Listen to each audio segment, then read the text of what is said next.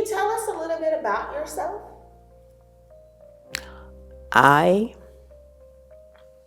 was born here in Montgomery. I attended school here at St. Jude. I graduated from here. I'm still affiliated with St. Jude. It's my root. It was my root. I went to school here.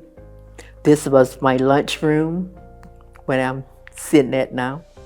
And over there, another part, under the church where I attend classes at. I graduated from here in '55.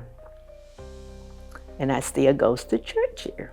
Do you remember the march from Selma to Montgomery? I did. I remember that, but I did not attend. I met them out here on the premises. What was that like? Beautiful. I met Harry Belafonte and Samuel Davis here on the premises, right out here on the ground of St. Jude. And what had you hoped would be the outcome of the Selma to Montgomery march? That we can communicate and work together to improve things, around you here in other states everywhere. Just like there's so much violence now going on in other parts of the United States and state. We need to pull together because there's so much. Some people don't like me because I'm black. Some people don't like that person because they're white. They different nationalities and all of that. That's not the point. We got to work together because God created all of us. And that's why I look at it. At 18, I went to work for family after I got out of school. I got on the bus. They had signs designated, on the bus, sign here for the white, sign there for the color.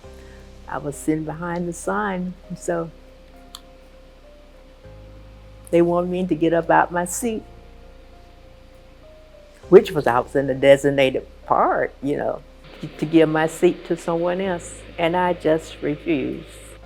I just couldn't. I was already upset because I didn't get paid, which I had worked, and then returned to get my money, and nobody answered the door, and when I got on that bus, I was already upset, and I sit down there in that seat, and a man got on the bus, and he wanted me to get up out of my seat to give to somebody else. And I just refused.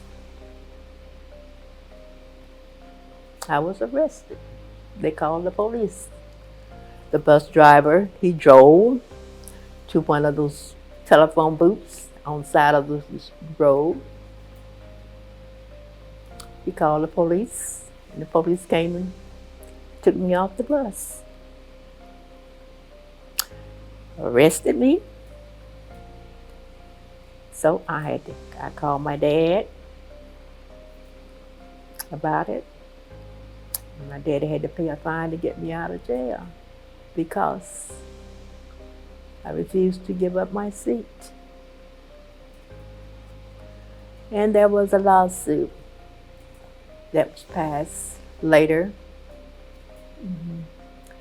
I was in that lawsuit. Bridal versus Gale, Mayor Gale. I was a plaintiff in that suit, which was filed that he was constitutional, that to give a person the right to ride the bus, you see to wherever you want to on that bus. And today, that's where I was a plaintiff. What would be your advice to people like me who want to ensure that we have your best interest at heart? Right now, it's children now carry guns. And few months, about a year ago, you had to have a permit to carry a gun. You had to be a certain age to carry a gun. You had to sign up to carry a gun. But now children walks around with guns and they think they are play toys. They think they are play toys. And that need to be pushed forward, that get these guns off the street with these children. What are some things you would like to see along the trail? Well, I see they are remodeling the streets over here and making sidewalks, and that will help because I live on the west side and I do travel down this road quite often. hmm So they are fixing the streets, and a lot of them need to be paved, which is a lot of bumps and humps, you know.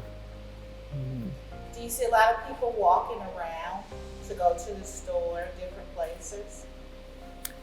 Well, not too many walking, not in the area that I am, because it's kind of far out. No, they don't walk too far to go to the store.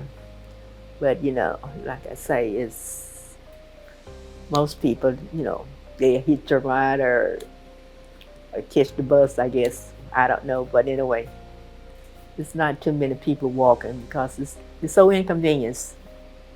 All I could say, it brought a lot of us together. It did. It brought a lot of us together. And that's what we really need now, communication and together. Because the people now is, a lot of people then, was in another class, and now some of the people don't got a little better, got better jobs and everything, and they probably don't even know you. They know you, but they don't know you. And we just need to stick together more. Thank you so much for your time.